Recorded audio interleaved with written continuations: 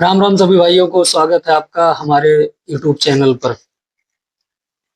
आज हम चर्चा करेंगे, दो तीन मुद्दे हैं उस पे जो यूपी में काफी सनसनीखेज बनी है। संभल पर चर्चा करेंगे। संभल में कई विवाद देखने को मिल रहे हैं, जिसमें जामा मस्जिद से लेकर हरिहर मंदिर तक, और अभी जल्द में कुछ नए विवाद सामने आए हैं जिस पे प्रशासन अपना कार्य कर रहा है। जामा मस्जिद और हरिहर मंदिर का विवाद अभी न्यायालय के अधीन है, उस पे विचार विमर्श चल रहा है। लेकिन अभी जल्दी में एक नई घटना घटी है, बिजली चोरी की घटना। संभल में पुलिस प्रशासन और बिजली कर्मचारी बिजली चोरी को रोकने के लिए संभल में सर्वे करने गए थे। सूचना मिली थी कि वहां पर एक मस्जिद है जिसमें बिजली चोरी का काम चल रहा है, चोरी की बिजली जलाई जा रही है।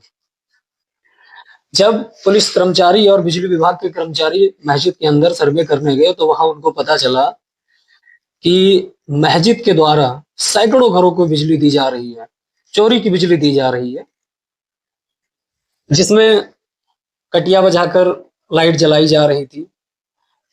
कई सारे घर ऐसे हैं जिनका ना मीटर लगा है और सब वो फ्री की बिजली जला रहे हैं। मस्जिद में भी ना कोई मीटर लगा है और ना कोई बिजली उपकरण है। काफी समय से बिजली चोरी का काम चल रहा है। मस्जिद में बिजली चोरी का सर्वे कर रहे पुलिस कर्मियों को तथा बिजली कर्मचारियों को एक प्राचीन शिव मंदिर दिखा, जो पूरी तरह से अतिक्रमण से घिर चुका था, मलबे से ढक चुका था, जिसका अस्तित्व एकदम से मिटाने का प्रयास किया गया था। जब पुलिस बल के द्वारा उस मंदिर का दरवाजा खोला गया तो उसके अंदर भगवान महादेव की मंदिर, भगवान हनुमान जी की मंदिर और नंदी समेत कई देवी देवताओं की मंदिर और कई देवी देवताओं की मूर्तियां उसके अंदर विद्यमान थी, जिसका साफ सफाई संभल के सीओ श्री अनुज चौधरी जी के द्वारा किया गया। उनकी पूरी टीम ने मिलकर साफ सफाई की और विधिवत पूजा पाठ करवाया, जिस प्रकार से हिंदू रीति रिवाज से होता है। माना जाता है यह मंदिर लगभग 46 सालों से बंद पड़ा था, जो काफी समय से जिस मंदिर में पूजा पाठ नहीं हो रहा था। अब सोचने वाली बात यह है कि शिव मंदिर और भगवान हनुमान मंदिर जो लगभग 46 साल से बंद पड़ा था, ये बंद क्यों हुआ? इसको जानने के लिए हमको दशकों पीछे जाना पड़ेगा। हम चल हम चर्चा करेंगे फिर कुछ पुरानी बातों पे। संभल पहले हिंदुओं का गढ़ हुआ करता था। संभल में हिंदुओं की आबादी अधिक थी, बट 1978 में हिंदू मुस्लिम का दंगा हुआ, जिसमें बहुत सारे हिंदुओं को मारा गया। लगभग 200 हिंदुओं को मार डाला गया, जिसमें 20 से 25 हिंदुओं को जिंदा जला दिया गया। हिंदुओं का नरसंहार हुआ, हिंदुओं की बहन बेटियों का बलात्कार किया गया। और ये करने वाले कोई और नहीं, शांति दूत हैं, जिन्हें कुछ राजनीतिक दोगले अपनी राजनीति चमकाने के लिए बताते हैं कि हिंदुस्तान में मुसलमान डरा हुआ है। और वो बहुत प्रिय शांति प्रिय लोग हैं जो इन चीजों से डरते हैं।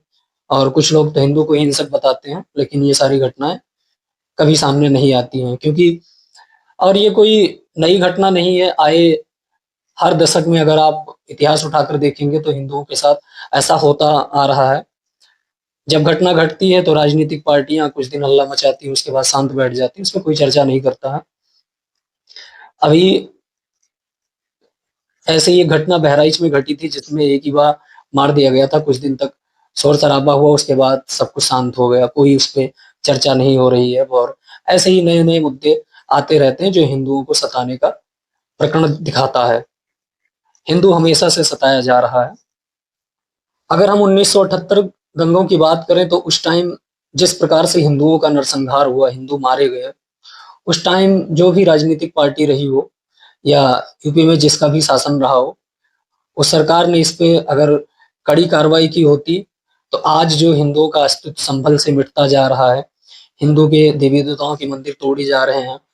और जो स्थिति है वर्तमान समय में, वो स्थिति नहीं होती। लेकिन राजनीतिक पार्टियां अपना वोट बैंक बनाने के चक्कर पे उस पर कभी कोई एक्शन नहीं लेती हैं, और ये आज से नहीं, काफी समय से चल रहा है। ये यूपी के ही नहीं, भारत के कई ऐसे राज्य हैं जहाँ पर ऐसी स्थिति है, जहाँ पे हिंदू अल्पसंख्यक होता जा रहा है। बहुत सारे ऐसे जिले हैं जहाँ पर हिंदू अल्पसंख्यक हो चुका है, लेकिन हिंदू ना तो एकजुट होना चाहता और ना ही इस पे कभी खुले मंच पर बैठकर चर्चा करता है। अभी कुछ समय से तो फिलहाल हिंदू थोड़ा जागने की कोशिश कर रहा है, लेकिन अब तक न जाने कितने लाखों हिंदुओं को मारा जा चुका है। वो चाहे कश्मीर हो, चाहे संभल हो, ऐसे ऐसे बहुत सारे स्थान है जहाँ पर हिंदुओं को मारा जा रहा है। बट हिंदू शांति बैठा और भाईचारा निभा रहा है शांति दूतों के साथ।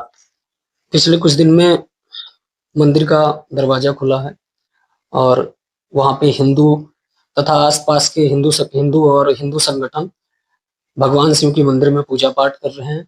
और पिछले बीते रविवार को वहाँ के आसपास के जो हिंदू हैं, उन्होंने आकर वहाँ पूजा पाठ किया और भंडारे का भी आयोजन किया, जिससे ऐसा लग रहा है कि हाँ, बहुत दिनों के बाद हिंदू वहां पर वापस आए हैं। 78 के दंगे के बाद जिस स्थान पर आज मंदिर है, वहां से हिंदू पलायन कर गए, अपनी जान बचाकर भाग गए, क्योंकि यह सत्य है जहां पर भी मुस्लिम आबादी 30 से 40% होती है, वहां के हिंदुओं को पलायन करना ही पड़ता है। हिंदू वहां से भाग जाता है, और नहीं भागेगा तो क्या करेगा? उसकी बहन बेटियों की इज्जत लूटी जाएगी, उन्हें मारा जाएगा, उनके मंदिर तोड़े जाएंगे, और ऐसी बहुत सारी घटनाएं हुई हैं। अपनी जान बचाने के चक्कर में हिंदू अपने परिवार के साथ वहां से चला जाता है, जैसा अभी संभल में देखने को मिल रहा है। संभल में ऐसी स्थिति हुई थी 78 के दशक में, 1978 के आसपास, तब हिंदू वहां से पलायन कर गए। अभी संभल में कई और नए मुद्दे सामने आए, मामले सामने आए हैं, जो प्रशासन पूरी तरीके से अपना कार्य कर रही है, बहुत अच्छे तरीके से प्रशासन कार्य कर रही है। और कई ऐसे मुद्दे सामने आए हैं जिनको सुनने और देखने के बाद, अगर हिंदू अपने आप को नहीं बदल रहा है, हिंदू एक नहीं हो रहा है, तो हिंदुओं से बड़ा और कोई मूर्ख है ही नहीं इस धरती पर।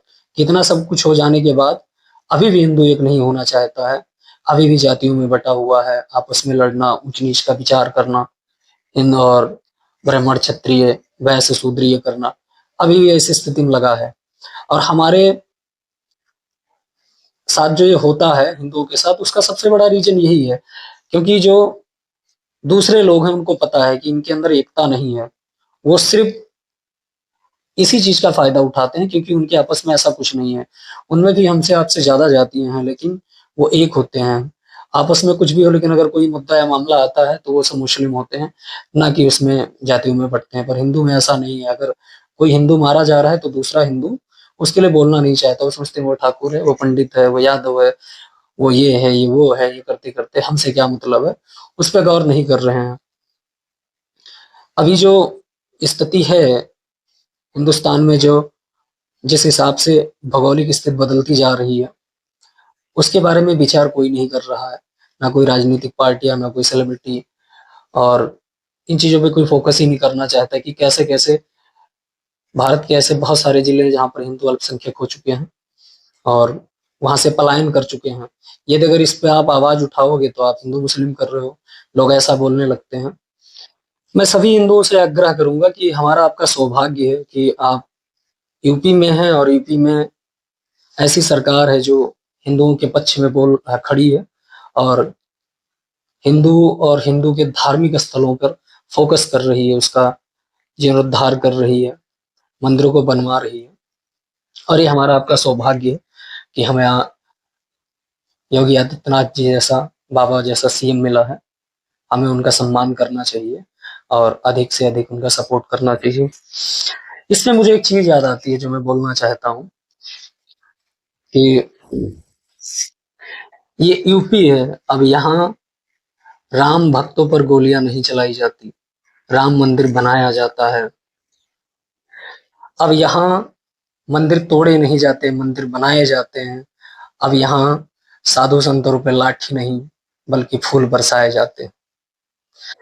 सभी लोगों से मेरा आग्रह है कि अधिक से अधिक इस वीडियो को शेयर करें अपने मित्रों और परिवारजनों को, जिससे आने वाले भविष्य में हमारे साथ ऐसी घटना ना घटे। और यदि आपके आसपास ऐसी कोई स्थिति हो रही है तो उस पे जागरूक बने और आपस में एक होकर उस पे कार्रवाई करें, जिससे संभल जैसी, कश्मीर जैसी और केरला, पश्चिम बंगाल और बांग्लादेश जैसी कोई स्थिति ना पैदा हो हिंदुओं के साथ। यदि आप लोगों को मेरी वीडियो अच्छी लगती है तो आप लोगों से मैं रिक्वेस्ट करूंगा कि मेरी वीडियो को ज़्यादा से ज़्यादा शेयर करें और चैनल को सब्सक्राइब करें। जय श्री राम, राम राम।